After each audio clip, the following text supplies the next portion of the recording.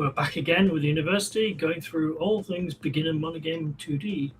Have your questions at the ready, because this week we're delving into the realms of sound and sound effects, which on its whole is probably one of the easiest things in MonoGame, and to be fair, most game engines and frameworks to get into. But there's always little subtleties and things. And while the tutorial only goes through the basics, we'll try and cover some more. I'm praying to the gods right now because these headphones have been playing up today, but I have a backup spare at the ready just in case to throw on. So if I suddenly have to pause because I can't hear anything, we're getting on. Right, now just double check. Yep, we have audio. Things we do to check and make sure I think the stream's going to be good. So, as usual, quick overview of our current streaming options, what we're going to do. Then we're just going to get straight into today. We're trying to cut the sections down, but we do have one new surprising announcement. So we have the Universe stream today. So every Thursday, I'm here talking MonoGame 2D. When we get to the end of the 2D, we'll start on to the next course, and then the next course we might do some other things, might interject some other things in the meantime. If and when hopefully we get 3.8.5 out, we will also. Does it? Someone says the title of the show says it does. Why? Let's fix that, because I am a perpetual person for liking it. We want to make sure that we're right, we're true, it's working. I'm going to interject. Oh yes, and the other thing, unfortunately, is going to change right is that I've changed the position of my chair. I'm still getting used to it. Okay, this is, I don't know what's going on. YouTube says it's chapter 14, but the stream says it's, I shall fix it in post-production. I don't know what's going on there. Why is, we are really, this will we cut out the final recording, hold on. So I'm looking in YouTube. It says chapter 14. And now I've got, well, I'm going into Inception there. Can I edit? No, I can't edit while it's live. Right, okay. We will come back to that later. Oh. Yeah, mine says, okay, I'm going to go out and go back in. I have the stream running on here so I can show that. Yeah, no, it's just.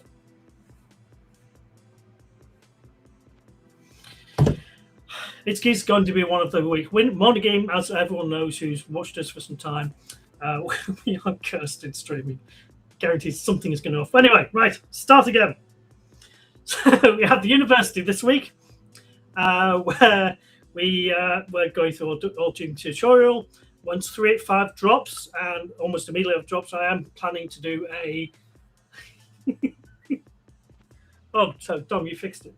Oh, okay. We are planning to do some interjection content, probably in a different time of the week, to go over the new content builder, some of the new features that are in 3.8.5. One thing that I think a lot of people are excited about is using Blender as an editor, so we're going to do more on that. And I urge you as well, if you're a code-hungry person, to also join tomorrow's stream, which is Tom, where he's niggling and digging into the deep bowels of MonoGame, and you get to see the fun that we have to deal with every day of working with multi-platform structures and content. So it's fine when you build your game for one platform, it works great, and then it's like, oh well, I add another platform, and to you it's easy. To us it's an absolute nightmare because we've got to fix all the bits that are underneath. But anyway, so Dom has been in and fixed it apparently. I don't know why it said that. It's anyway. But as Dom's on now, we can name and shame him, because there's a new stream starting up imminently, where this is the spotlight show now to anyone who's already building MonoGame or is thinking about building MonoGame or going out there.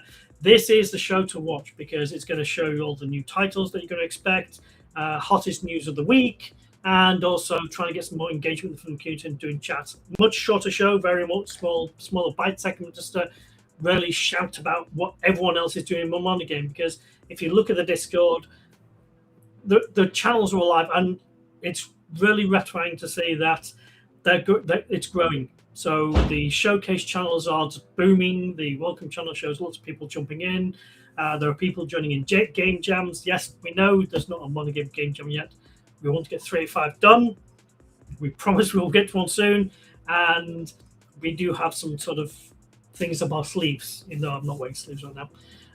But anyway, let us get on with the tutorial. So let's get on.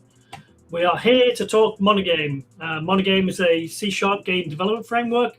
It was born from the likes of Microsoft's XNA, and we've continued the tradition, but we've gone bold, beyond, more advanced.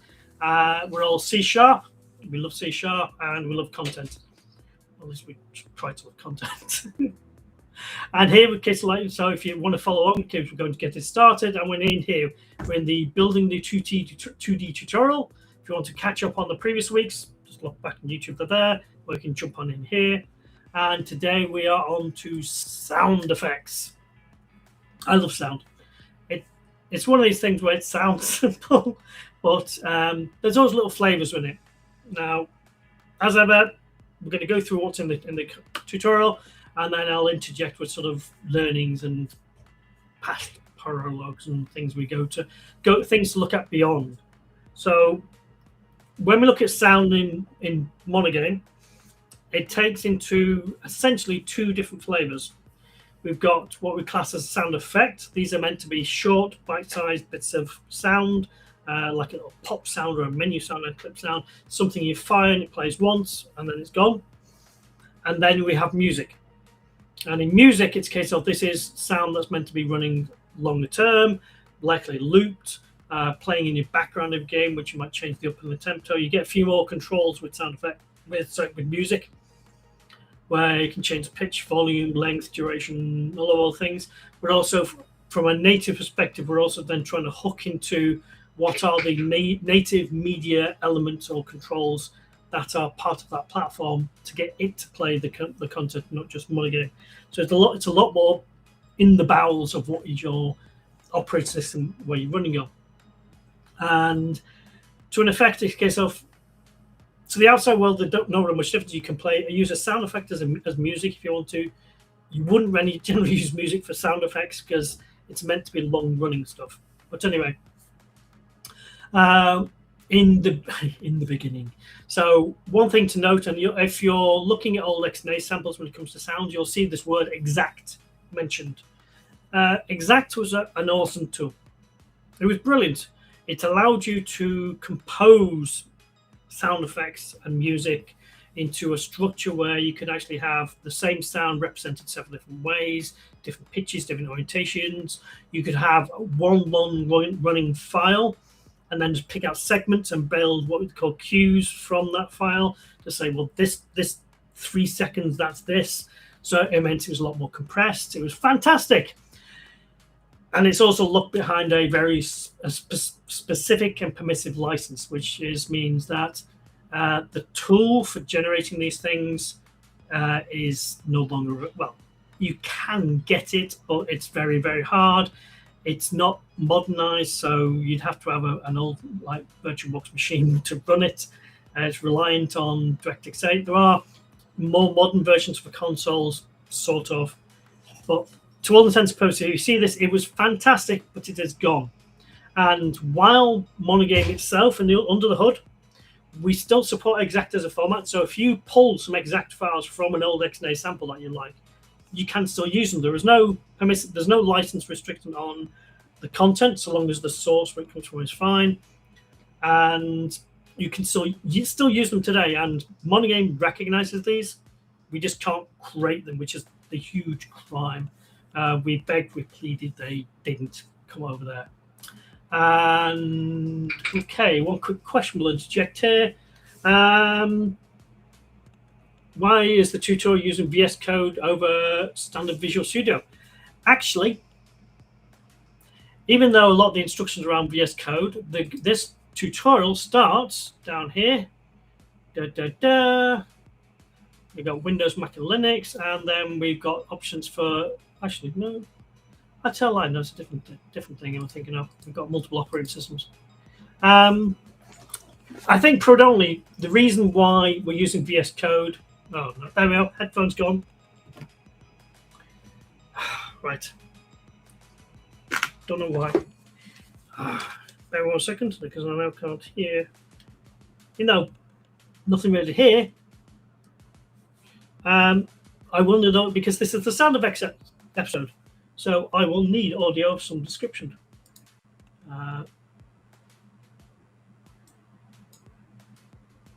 There. Okay. Comfy earslugs. Haha. Right. So, although yes, predominantly it's using Visual Studio Code, the main reason for that is because Visual Studio only works on Windows. Visual Studio Code for Mac, Visual Studio for Mac is gone. It's died. It's gone to the way. So to aim to be properly multi-platform, we simply recommend VS Code. But all the things you can do in VS Code, you can do in Visual Studio. There is no bars. There's no prevention, and it should just work. The only real difference is some menu items you need to change, and different ways where you might want to work. Yes, we know that.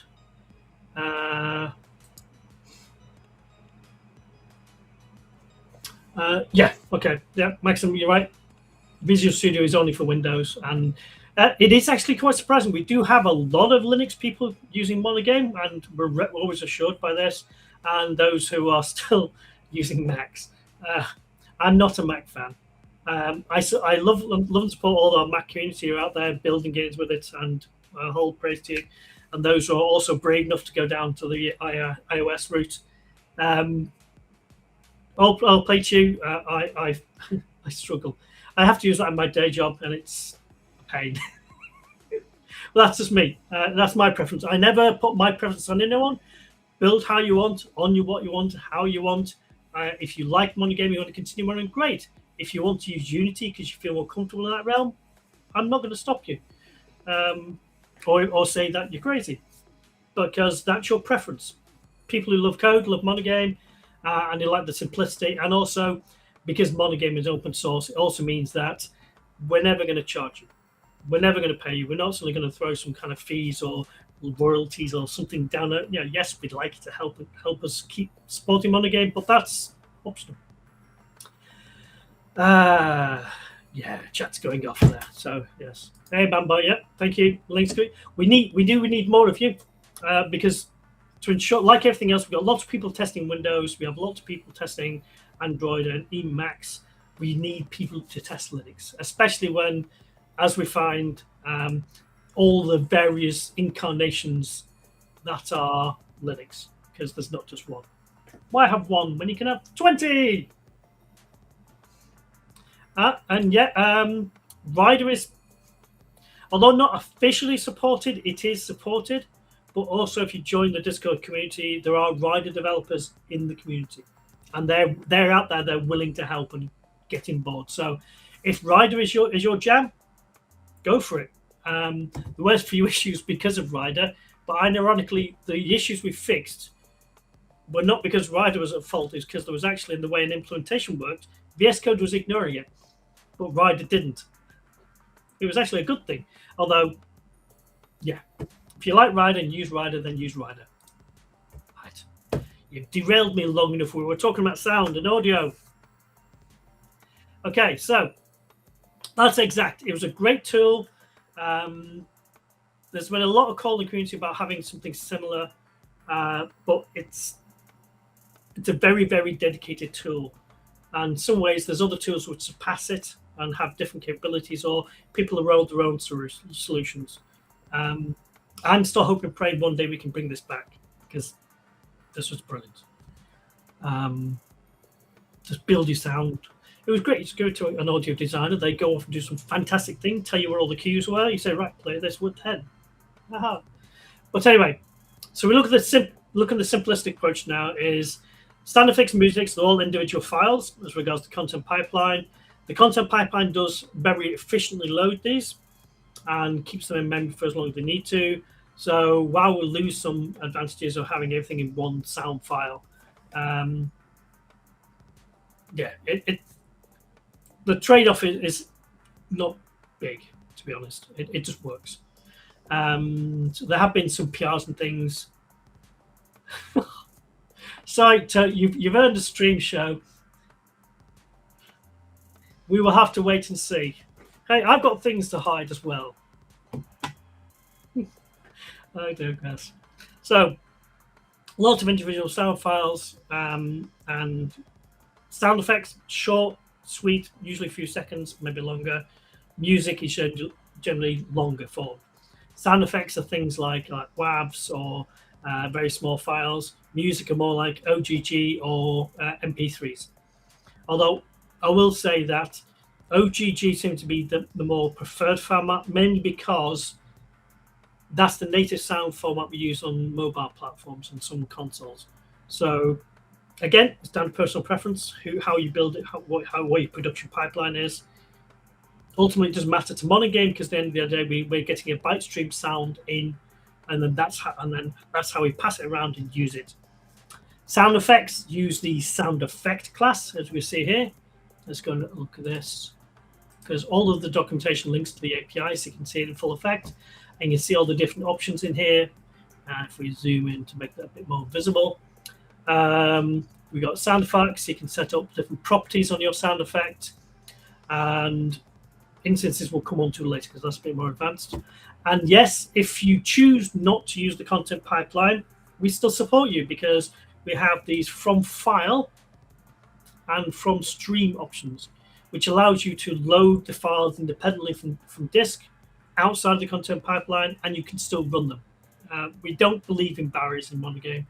It's a case of you want to build your game your way, we'll not put roadblocks in there. So yes, in fact, most content formats, including textures, have a from file or from stream option, so that if you choose not to use all the benefits of the content pipeline, we do recommend you do because of cross-platform. But you can just do it yourself. But back over here. So there's the sound effect. Music. We don't know why they named it this, but music, actually we do know why, because it's the way the media player works on Windows. So music is a song, and in the song we've got basically album details about the actual track, which usually come from the file description itself. We've got different tracks, dispose, song, and then basically just play. Interesting as well, although it's not something I would recommend using, is that we also have from URL, which means from a local file path or from a web URL, you can stream music. And while this is there, it's not something I'd recommend using, just because there are additional latencies and other things involved. Doesn't work the same on all platforms. Well, that's that. So I didn't open them. There we go. So sound effects, music. Done. And it may surprise to learn that case of loading on audio content is the same as loading any other piece of content in MonoGame. You put it in the content pipeline, you do content load, you use it. That's simple. The content pipeline manages all the runtime memory and things. If you stop using it or you dispose of it, it just cleans it up nicely, limits the amount of garbage collection or things that can slow down your machine when you're using it. Very important when it comes to sound and music. And as you can see here, this is the current list of supported formats. These are mainly limited by the tools that we use to manage audio. So MonoGame itself isn't doing ironically, is not handling the audio format. We use F-Audio, we use other dependency tools, so that when you load something in, we know how to handle it. It's a format that we understand, but we use third-party tools to handle the formats. The same as we do for models, where we're using a project called Asimp, the asset importer. People like to name things well. And other formats for other formats, but basically the tools we use support these formats, and that's what we do. Again, if you wanted to write your own extension or pipeline to use a different format, you could. So long as you can turn that into a byte stream in a recognized format, it can be then imported. Again, no barriers. And as Chris turns out, who's on the stream, and you'll see the case of sound effects, WAV files are generally recommended simply because they're small compressed format. And for music, MP3 or OGS, although OGS I'd say is more my preference. Although we do support WMA, that it does seem to a dying breed. Some people might like to use it. It's there. It's there persistent because it came from XNA. XNA was built on Windows and Xbox. Xbox uses WMA. When we're adding files, again, see, this is the part where I'm going to have to rewrite all the documentation. Chris, don't worry, I'm going to have to do that. Because this tutorial goes through the old MonoGame content builder at the moment, also MonoGame content editor. And we're transitioning in 3.5 to the new content builder solution, which is a lot simpler. This just needs to die. But we are using it anyway. And this is just as simple as any other file format in there. There's a few editor options where basically you add the file to your content project. It will automatically recognize based upon whether it's a wave or it's an MP3, whether it's a sound effect or a song. You can override and change that, no problem. And then there's a few extra properties and things which we'll go through and maybe try it.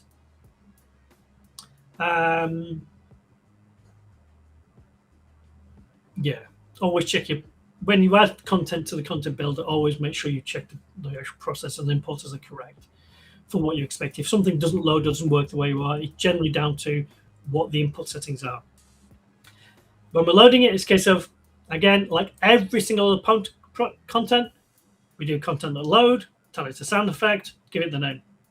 Loading music, we're going to get a song, we're going to content load song, give it the song name, and done. And then where the difference comes in the actual running of the sound is where it comes into effect here. So you have the basic way of doing sound effects, which is I have a sound file, it's 3 seconds long, play it. And that's it. Simple as just play. Can't really get much easier than that. What you can do, and this is where I wanted to sort of take a sidestep as well, is that you can also do more intelligent things. So if you want more control of the effect, so like I say, changing its volume, looping the sound effect, changing its pitch, there's a few other options with SoundEffectInstance. If we go look at, let's go look at this here. This is one of those things where the XNA team really did think beyond about how you want to manage sound or give you lots of options to do with it. As you can see here, we can change, like, we can have 3D effects.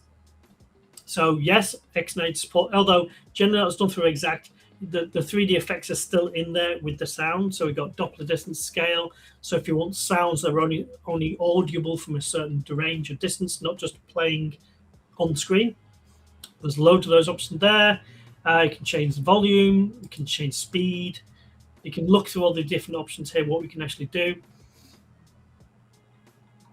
That's the sound effect instance, isn't it? No, that's sound effect. Where's sound effect instance? Create instance, create a sound effect instance. There we go. There we go. So these are three. That was the sound effect. Haha, I was looking in the wrong place. So you can see here, we can change the pan, pitch, state, volume. There are you can have 3D emitters and things like this. So this way you can get more funky. And what a sound effect instance, the way difference is the case of a sound effect is the original source file, the byte stream of the audio that we've got as the source.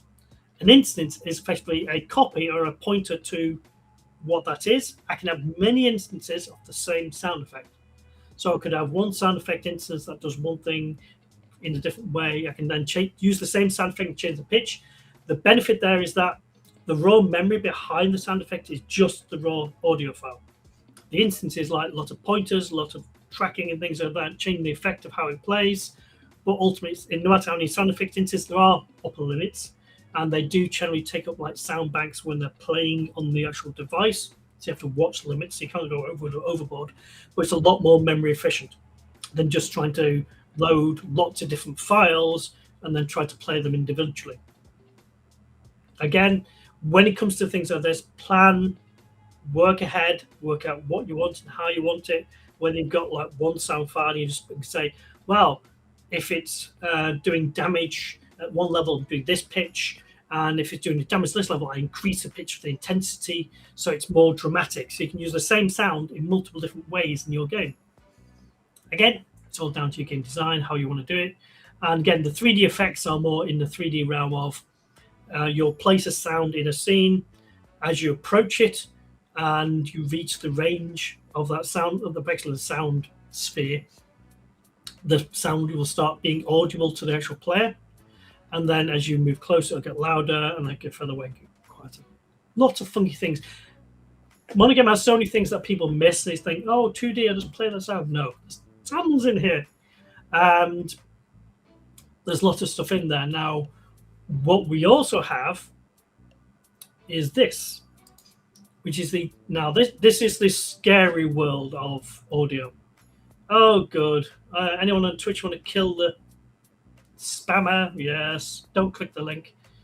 Joy. So, what we also have with sound effects is what we class as a dynamic sound effect instance. Now, where this differs is because you no longer you've got your source sound effect. We've got an instance of that, so we can say of the whole sound, this is what we want to do and change. What the dynamic sound effect instance does is allow you to actually start copying bytes from a sound effect and build out almost a separate audio track. We did, I and the team did some great work for Nokia back in the day. It was called Alpha Labs. And we created this project called Vquencer. This was a fully networked sound effect setup, full 3D holographic displays based on what you had.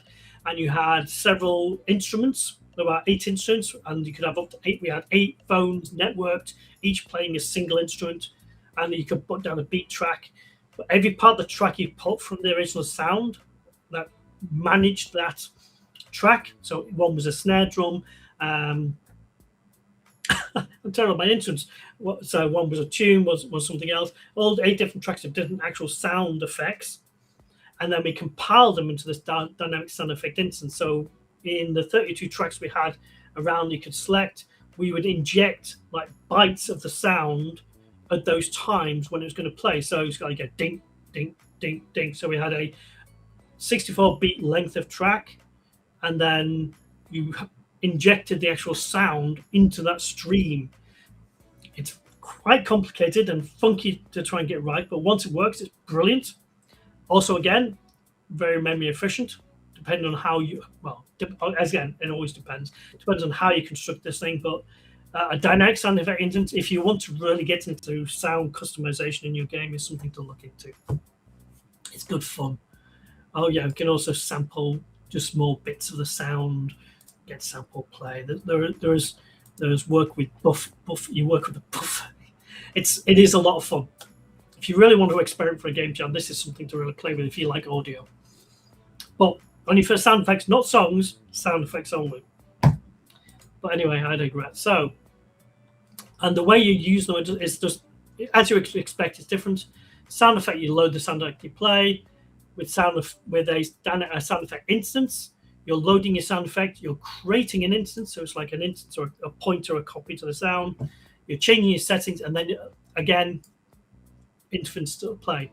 Dynamic sound effect is a lot more hands-on because you're building a byte stream of audio that you're going to play with.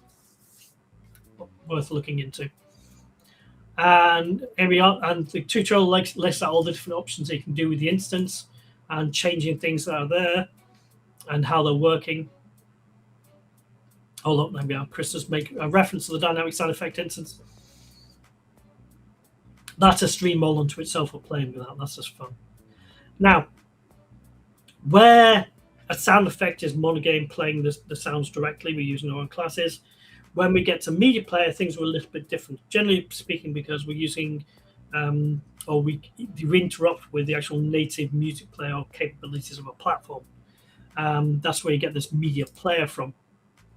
Now, in difference to a sound effect, where you can have as many as you want, generally speaking, up to about 64 instances at a time.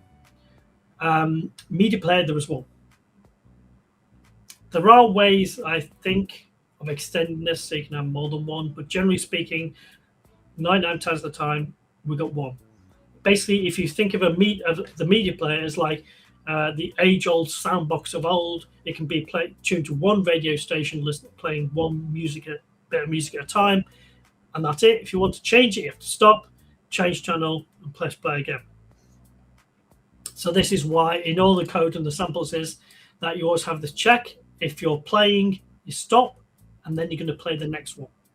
If you try to run play twice, generally speaking, the second one, I believe, is the one that will error. Thank you, Razman. Yes, we love our Linux. We're going back again. All hail. And also, it is like the media players where you can set it to do looping as well. So, but you'll notice that you're changing the player, not the song. We're saying, right, so there's the sound box. We load it with the sound. We say, right, keep playing that for eternity. So we're doing is repeating. We're setting the volume of the player, and then we're simply giving it the file to play. If you're like me and a child of the 80s, we had old beatboxers or what we call tape deck players, where we have a physical tape. We have CDs as well these days. And it's the same thing. If you want to play something else, you just stop, you take the disc or tape out, put a new one in, press play. And yeah, okay, there's the point on it. So let's strip over to code. So we now want to add audio to a game, which means we're going to have to download stuff. We're not streaming it. We're doing this properly. We're taking our audios and our sound. We're putting it. And Chris knows I will apologize in advance. If for no other reason than it's right to apologize. So here's our project. And look, I've made cardinal sin number 1. At the end of last stream, and no one called me out on it. Bad stream. Is that I've got uncommitted changes. For those who are new to the stream, we're using source control in this, in our project. It's a good lesson to learn of when you're building a game, you should always use source control. It keeps track of all the changes. As you can see down here. Oops. I've not zoomed in today. It keeps track of all the things I've done to my project and what was done and when. It allows me to go back, go forward and do changes. But also it's a case of if you then also connect your source control to a backend server like a GitHub or GitLab, then the code's not just on your machine, it's safely somewhere else. And here I left off last week and I didn't commit on my change. So I did tile maps and some loading things. I added some more stuff to my content. I added a new XML file and some images and things like that. So look at that. Very bad. So that was chapter, well, 14. This was 13. So there, I'm going to store that now, and then I'm going to sync it and push it up to the server. There we go.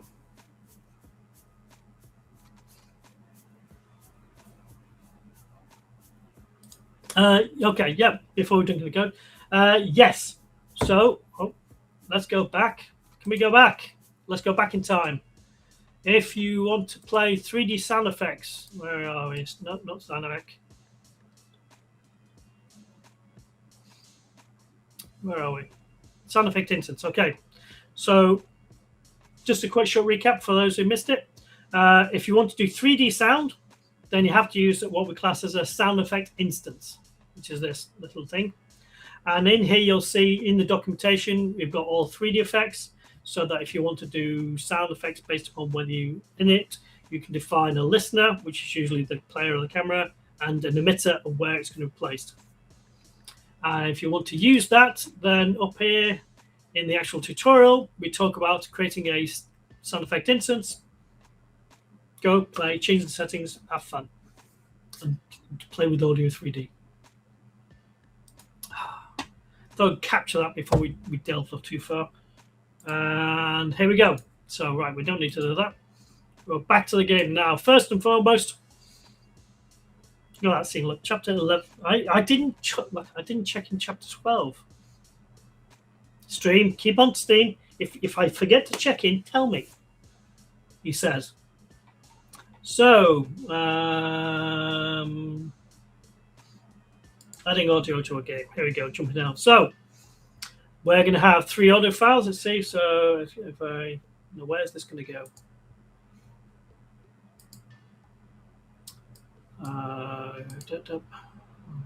Nope. So over here. So I'm downloading the first, which is the bounce.wave file. So go into my project, and there's one thing. This comes up occasionally as well. So we put a lot of effort in when we're reviewing and editing the tutorial to make sure that you structure your content, your things you add to your project, so it's easy to find. You do the same with code. You structure code in a way it's easy to find. Same with content. It just saves your life, saves time and effort later. Now in our desktop GL content, and at the moment we've got an images folder, and I believe, yeah, we need to create it. Nearly made a cardinal sin there. I'm not saying the file yet. Now, the reason I say this, with the MonoGame content editor, it's a very tenuous linker when you try and do things. I could do, no, let's try it this way. So, no, I'll just try to download the file twice. University there. Where's our GL project content? We've got an images folder. We want a folder called audio. So the tutorial walks you through creating it in the content editor. Oh no, new folder.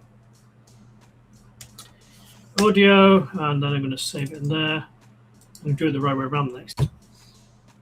Okay, and then if I go to my content project, select the good old MGCB file, and then you can either, with my extension, I've got a little button for opening it.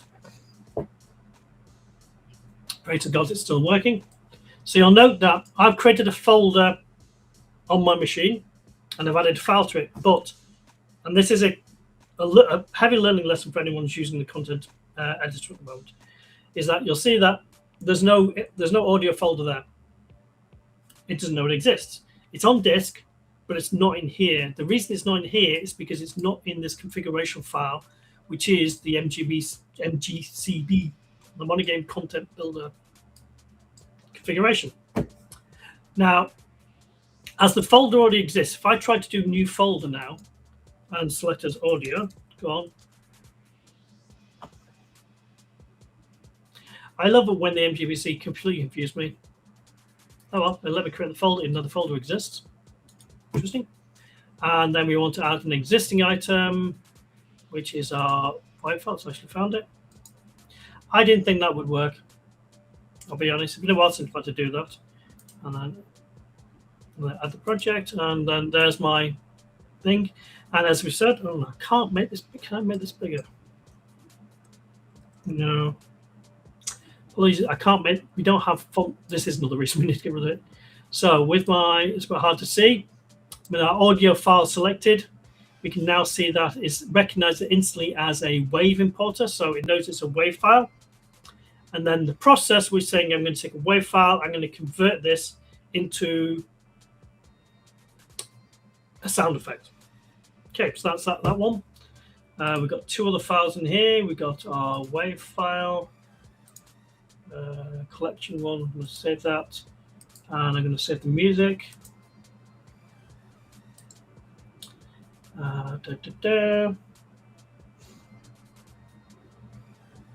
Oh yeah, one thing I always like to call this out. Let's go back to the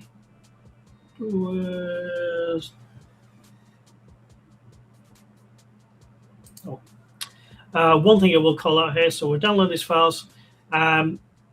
If you're using content generated by someone, especially if it's things you've downloaded, always make a reference to them. So we're using some retro effects created by Crumbits or David Massa. Apologize for butchering that. And the theme, which is the thing I apologize for, is called Exploration by Luis Zuno. If you use content from another artist, always credit them. It is just whether it's textures, whether it's movies, whether it's audio. We're an open source community. Always keep a reference back to whoever's come from. It's just polite. But anyway, that's what we're using on stream. And down here, okay, so now I've got that. So I'm going to add another existing item. So I've got, well, just to check, I've got the bounce one, I've got the WAV file. Yes. And then I'm going to add the theme. Okay, so yeah, edit. So obviously we'll note here that so the WAV files are both recognized as a WAV and a sound effect. But the theme, because it's an OGG, we know that we've got an OGG importer, so we read in an OGG file, and then we process it, we output a song. So it's automatically recognized by default. I can, if I really wanted to, change this to a sound effect. I'm not entirely sure what it would do with that. And if there were additional quality, so we got for a song file, we can set the quality level. In fact, no, that's all the options we have when we're importing it. Again, something we lost in the old XACT world. Again, right. Next important thing, if you're changing content in the editor, save. And I also like to do as well is build it to make sure that it's all fine. So the files you've downloaded and added, they still work. Not all those green ticks and work. There was a retrospective from at APOS in the community when they did a GameJam. Very good. Well, they noted that one member of their team, so several people in their team, and one member kept the editor open. So the content editor does not keep reading the disk. It has what's in memory, what it loaded last time it loaded, and then when you hit save, it will overwrite what's in here. So just to demonstrate this. So in here, I've got in, okay, we are out there. So I'm going to change something we've just added. So there's our theme. So I on my other machine went, oh no, we don't want to use that one. We use a different file, and then they save that. Now I've saved that file. Look in here, there's still this file. If I hit save again now, it's like, oh no, I'm going to put that back in. If you're on your own, it's not too bad. Although if you fall for the classic mistake of making a change and then exiting, so for instance, I could say delete that. Okay, so the file hasn't got it in. I've added it in the editor, fine, and then I hit close. Next time I open that, it's because well the configuration file hasn't got it in, so no file. Let's go run this back in. But bear in mind, obviously, editing, removing, deleting stuff in the actual content editor does not affect what's on disk. So it doesn't delete files. Even if you tell it to delete, all it's doing is deleting the configuration, not the source. That's one thing. I don't know if it was intentional, but that's what we did. So there we go. Added it back in. That's compiling, building, close. Good. Now, we have our content, which is always the first step in any journey when we're trying to draw things, unless you're doing procedural stuff, and then you don't need content. So we're going to open up our game file. So go away from the content. I'm going to go back to our game. And we are going to add in some nice properties, because again, the standard pattern with any content, with any MonoGame project is you have a property or a reference to keep a reference of what it is. So you're loading it once, and then you have it in memory.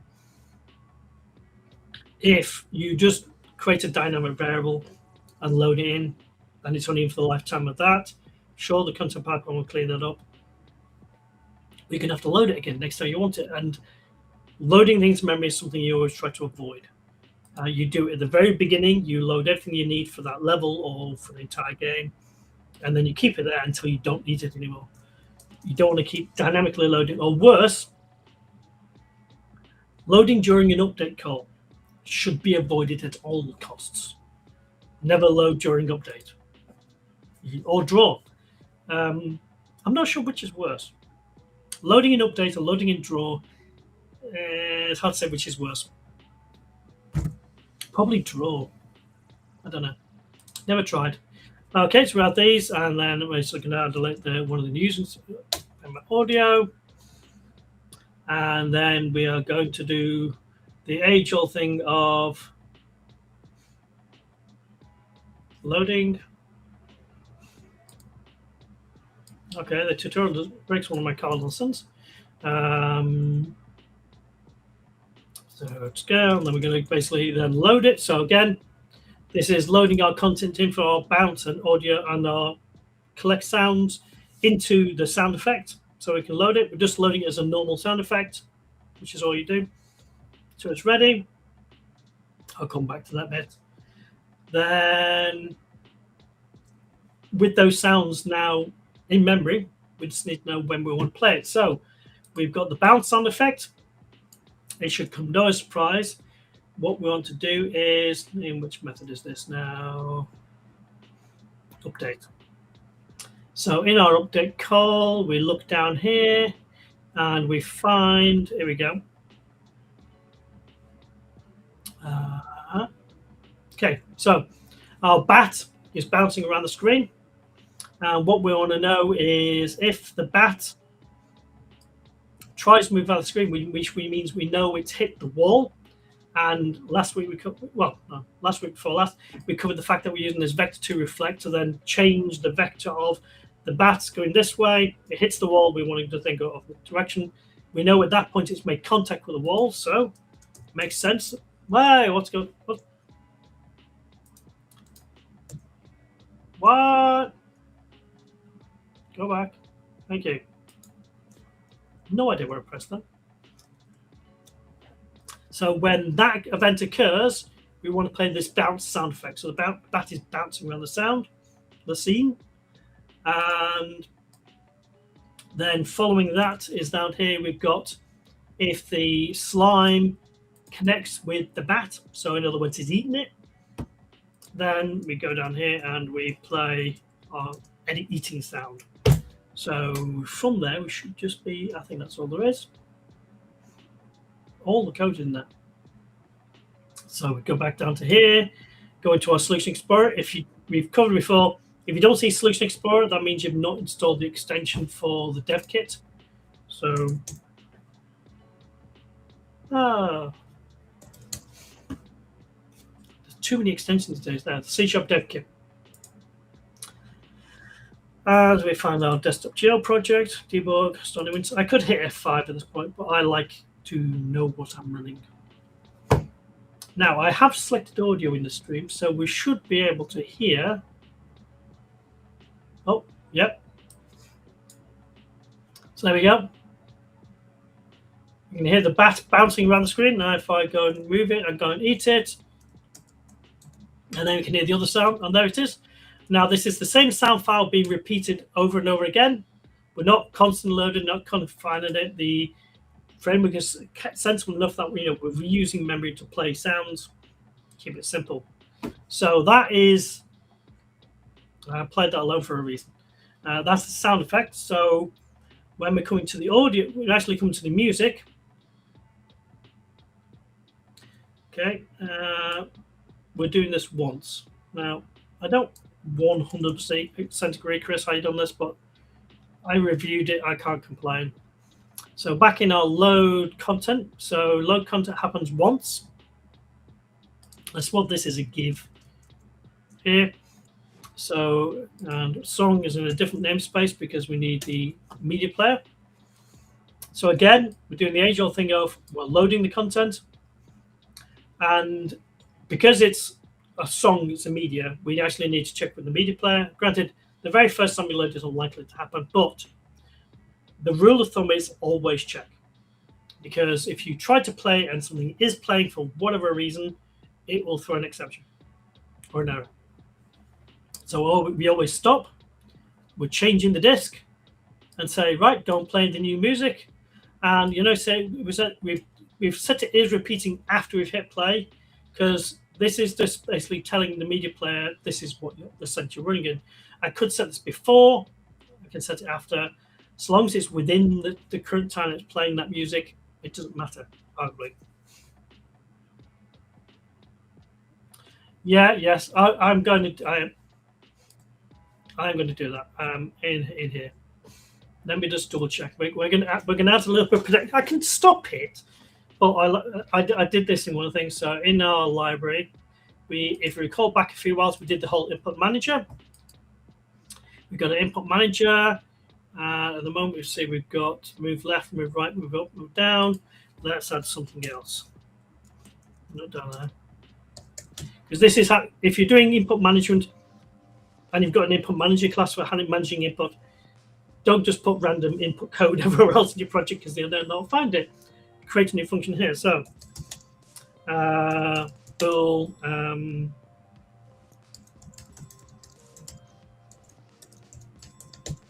music. See, no, what's this random stuff? Right, go away. IntelliSense gets in the way more often than not.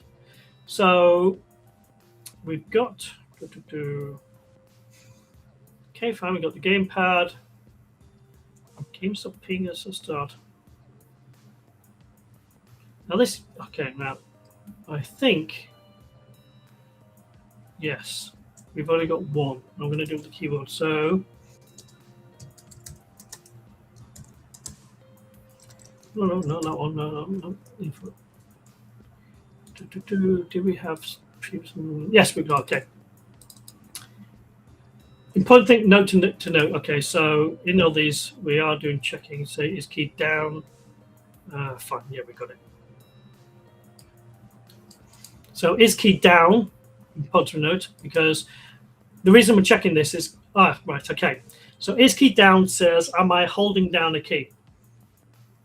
Now, when you're moving a character, that's great, because I'm holding it, so keep moving. Good. If I want to toggle something, this is infinitely bad, because the update for checking the keyboard might happen several times during one draw call on the screen. Not always, but generally speaking, it's a case of like in the time it takes you to press a key, several frames will pass while you're pressing the key. So if you do a toggle based upon just checking the current state, what will happen is it'll be going until it settles on something, whatever it was when you took the finger off, and it's not down. So what we want to do here is hit.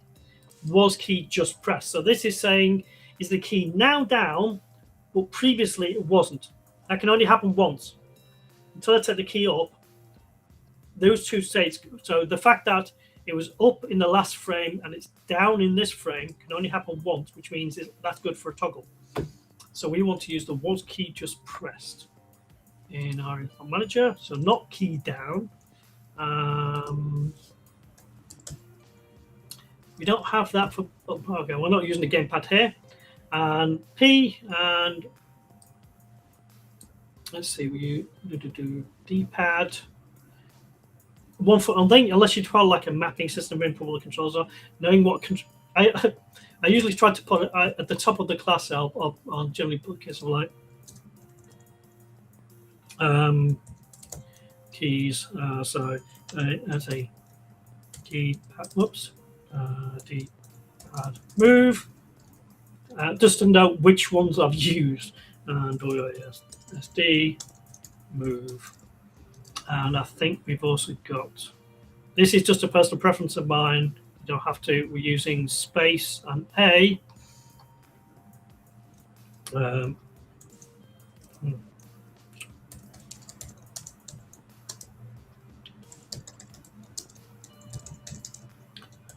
Speed, okay, and the space speed. And okay, so what? Okay, we're going to use the P. And for argument's sake, I'm going to put game button Y.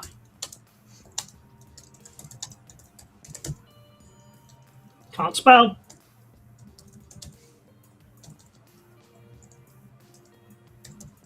Okay, so I'm adding a bit of an extra input.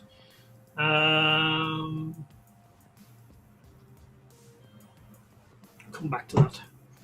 So I've just added this now to pause play music. So in my update, my check input. So we got all the movement code, and if oops,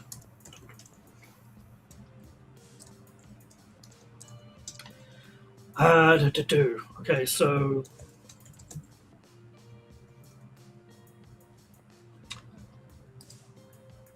let's do this properly because we did it in log content.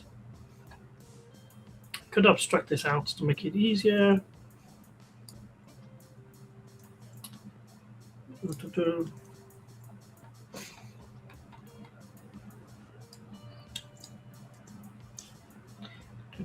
Right, okay. How do we want to do this? Let's have a bool.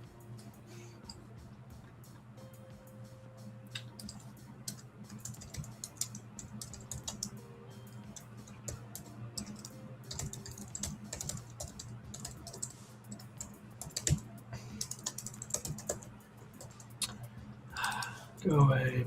Don't make any beat on it. Why it always does that? Okay, yeah, play. Through. So whatever we do, we stop it and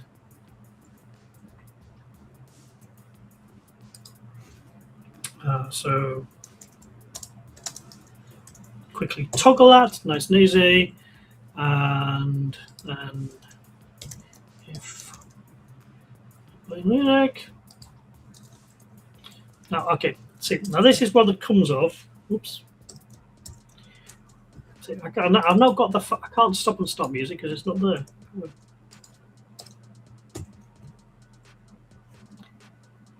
Well, what's going on? Are you complaining? Oh, I did remove the thing. Okay, we haven't got the theme. So again, because we want to do it somewhere else.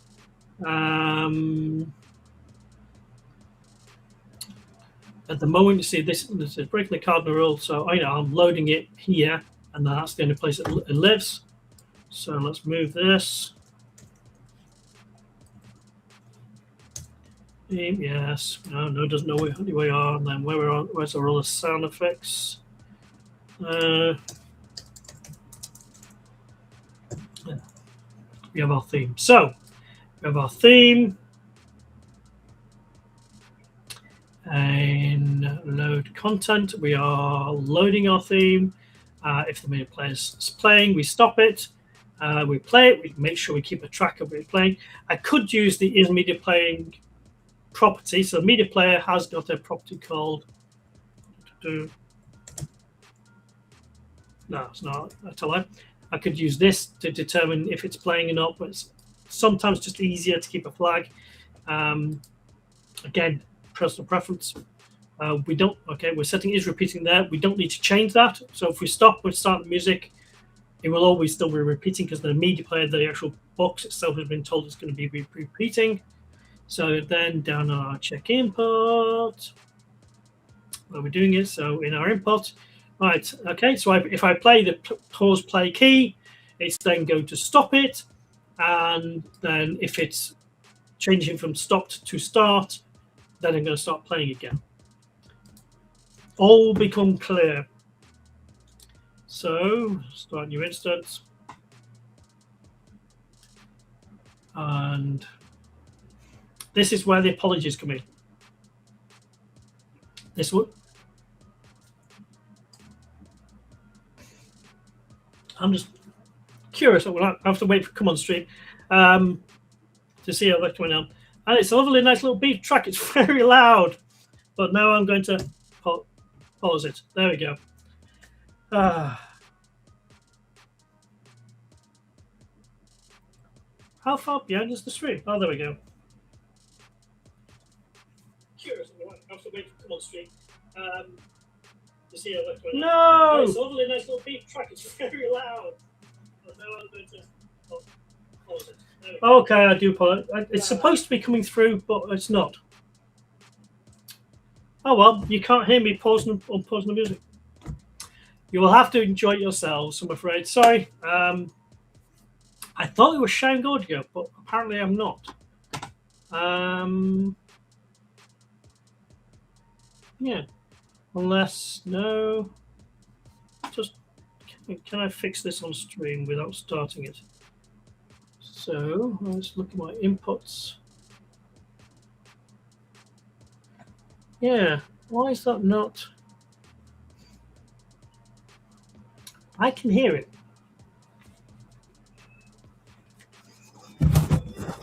Ooh, can we?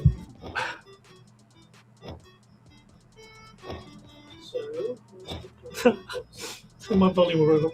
I'm doing really low-fi way doing this now. Yeah. I apologize if it comes over too loud. I'm waiting for you to catch up. Why is that? Oh, I don't know. So very low-fi way, so everyone can enjoy my pain. There we go. There we go. Oh, sorry, I'm waiting for you to catch up. I know. I'll take that off. I know. Stop that. Where's the? And honestly, the P does work. I thought I didn't have the game on screen when I was doing it. Okay. Oh, okay. So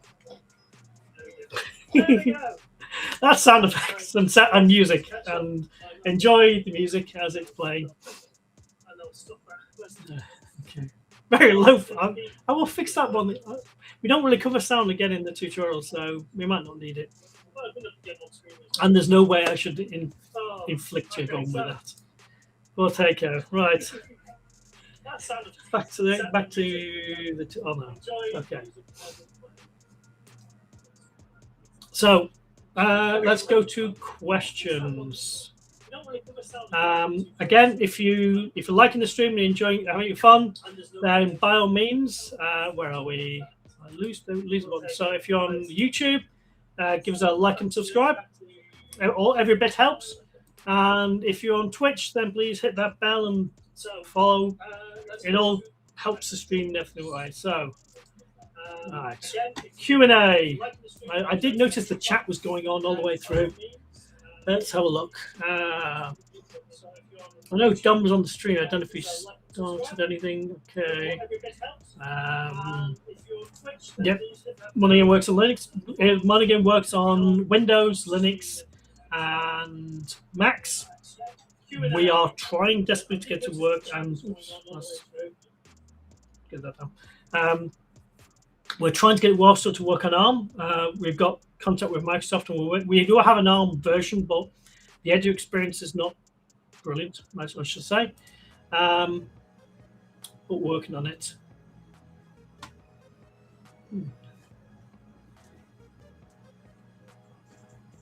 So I was just making sure that the music for the stream is not too loud. So yeah, we could have 3D spatial audio.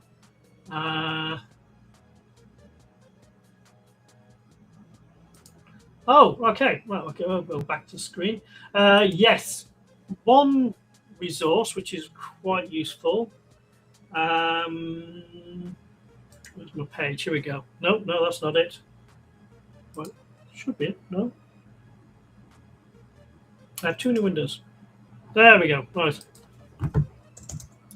One of the things I did some time ago is the XNAGameStudio Archive. Now, what this is, go back to here. This is a catalog of everything Microsoft made from XNA. And apart from a bit of conversion work, all of this should work. The only caveat, I think I commented this on to someone this week, the only caveat is shaders. The shaders used in some of these samples are very old. There's like pixel shade and vector shades of version 2, where MonoGame uses 3 and 4. More modern. If you go to the Vulkan, I think that we can use 6 and on. So it's about the only great now, but most cases you should be able to create a brand new MonoGame project, copy over the code, copy over the content into your content project, and it should just work. Make sure you check those input processor settings. They should match. There is a ton of the, well, not a ton really. There's a few which are already loaded up, and one of the ones which was I reminded of today. Oh no, go back. Where are we? We've got the entire XNA archive in there. We've got Sean Hargreaves. XNA God. He's got a few bloody articles in there. His site's now sort of back up, but it's not as it was. We have a few of the Ziggy articles. He was great when we did stuff. Also, what else I'll call out is this: the Riemer's 2D tutorial series. He's got, if you look in here, got nice little images and things. So there's a simple 2D like shooter. Then he delves into 3D, doing terrain and doing a flight sim. These two last tutorials, unfortunately, have not been upgraded to MonoGame yet. It's on my backlog, but my backlog keeps growing. Like new 3D samples and tutorials and mobile tutorials and more bounties and more requests, and people keep asking for stuff. But go look. And if you really, really, really feel adventurous, Microsoft released the code for Mech Commander 2. It's in C++, and as I keep finding, all of the art assets are very much very old DirectX 8 content, so they don't really work today. You'd have to also upgrade. You have to upgrade just not the code but the content. But it's good to fun, and also you can still play it if you have DOSBox or VirtualBox, because unfortunately it does not require DirectX 8 installed on the machine. And also beyond that, then there is all. You know what? Let's just roll in the resources pages. So if I go to MonoGame resources. Do we have all the samples? No. Because DOM also.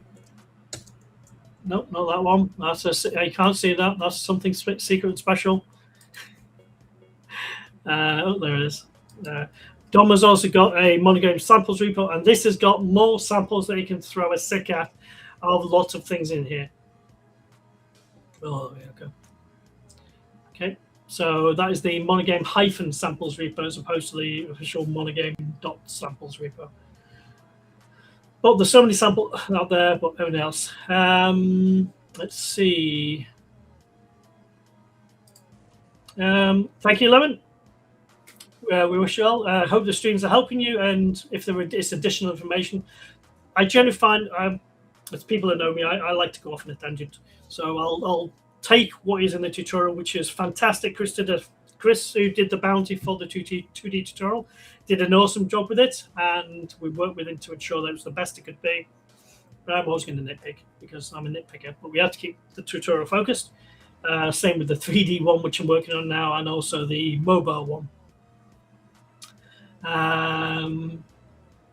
Okay, so we've covered the samples.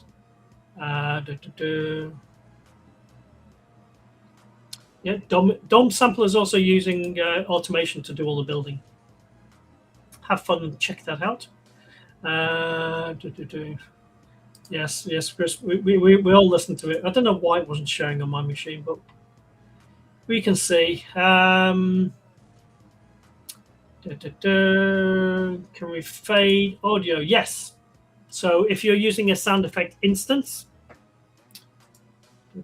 sound effect, there we are there. Use a sound effect instance and you can change the volume and the state. You can't do it with a base sound effect. A sound effect is like what we call a one-shot play. Here's a sound, go play it. If you use a sound effect instance, then you have more control. So if you want, you can fade in, fade out, and do whatever you want. You can change the pan, you can change the pitch. You can see if it's still playing or not, if it's a long-running sound effect. Lots of funky things. Okay, what we do for any other questions? Yeah, the tutorial does go through about doing volume and things like that, so I'd say look at that later on when it gets to the GUI section, I think.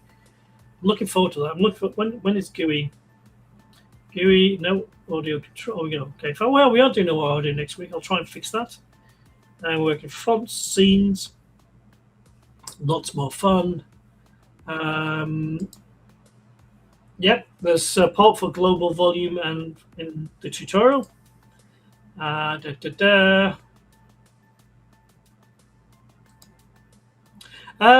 Will anything change in this lesson with the new audio backend? No.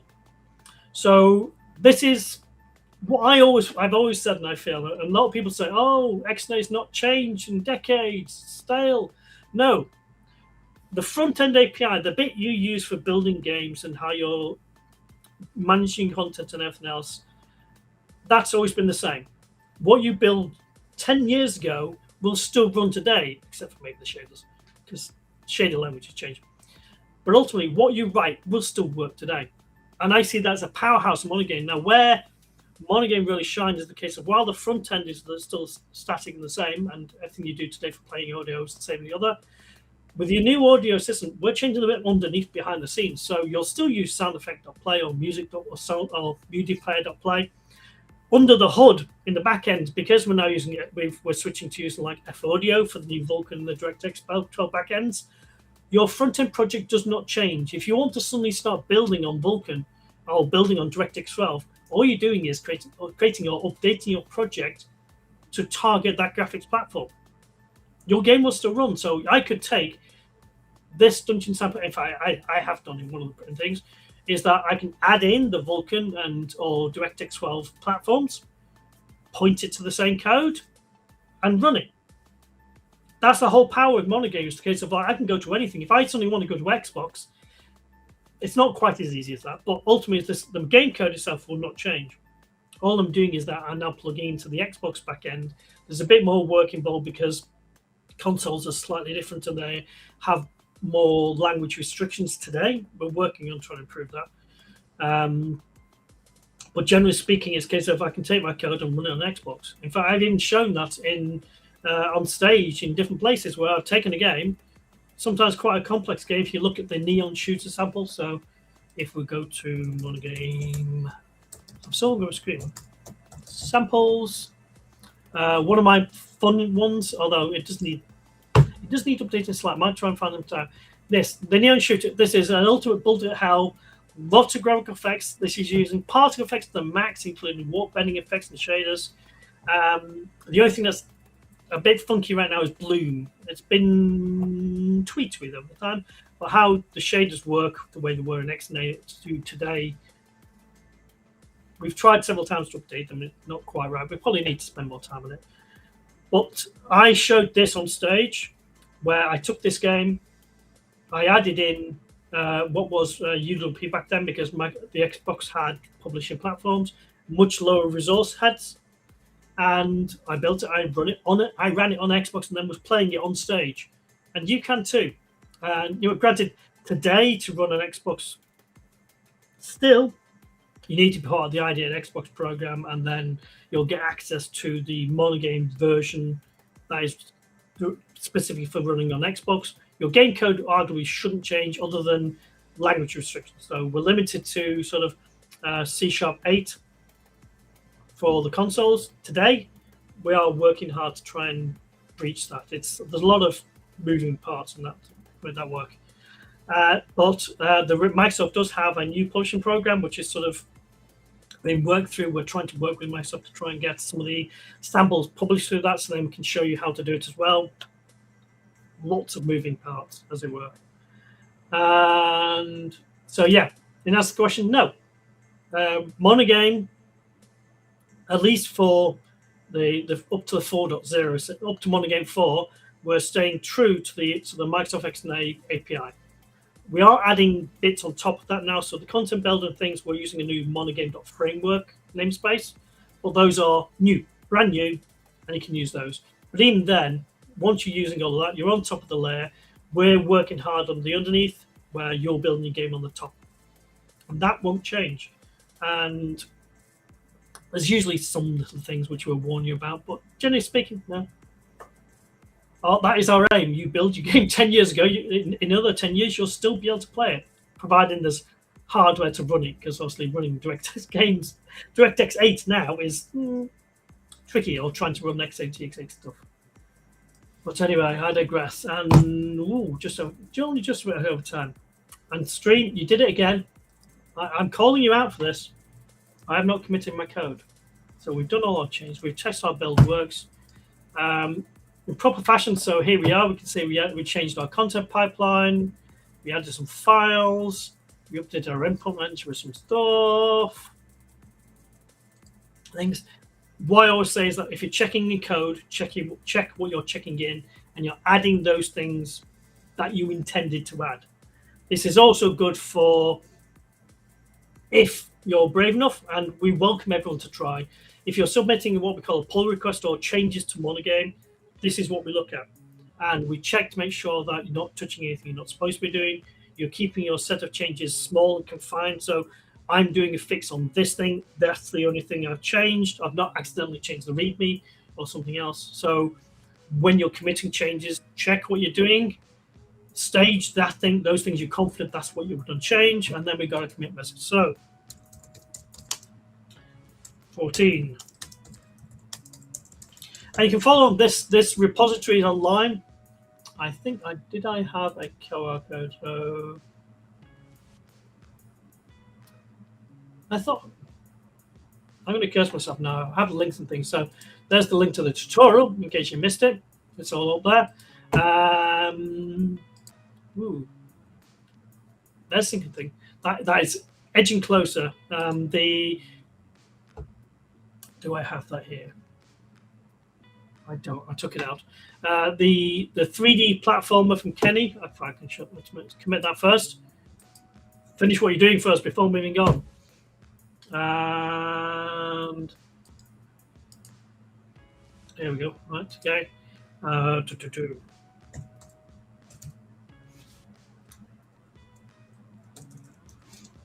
There's a note where we have migrated and ported one of Kenny. Kenny is a fantastic guy. He has a lot of content out there for people. Support him like any other open source project. He's great. He also has a studio where he's building places for people to learn.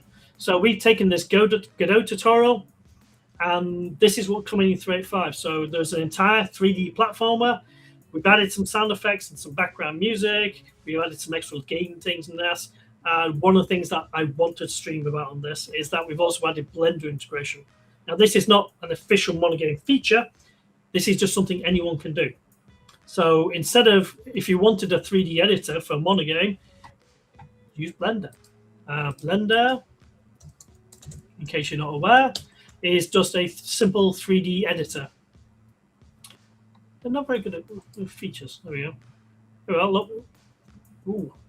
Yeah, I wish I could model like that. But it gives you a 3D editor space. And in that, what we do is we place all these platforms. We have Blender control how our level's created. And then we export it. And then the MonoGame project reads it. I've got a 3D level editor in Blender. It's fantastic. But I digress. Again, so it looks like we're out of questions. No one else is jumping in. I shall give them a few more seconds. In which case, I shall say thank you to everyone for joining. We welcome you to MonoGame and have fun. Go jam and stay tuned because we're working very hard to try and get both 3.8.5 finished. Make sure that the platformer sample is. Oh, I didn't know that. So Aristotle said in chat the fact that Netflix has just sponsored Blender. Maybe Netflix sponsor MonoGame. I don't know. I don't know how I would feel about Netflix sponsoring MonoGame. It would be nice. We would love the support. We're always in with the big pots we've had. We're always sticking you funny because one thing we'd love to do is actually get someone full-time on MonoGame. I'm part-time. Don's part-time. Tom's part-time. For the few hours we can spare, the what we get and onto that we always still get back more than we do. So we're paid for like 4 hours a week, and I'm doing 20. As you can see in streams and everything else, but we're always out there. We're always helping. So thanks to everyone. Share the world. This is MonoGame. If you want to join the stream later on, feel free, and I shall see thee again for. Oh, we're doing an audio controller. So like any keyboard input, we've got an audio controller. Bye-bye.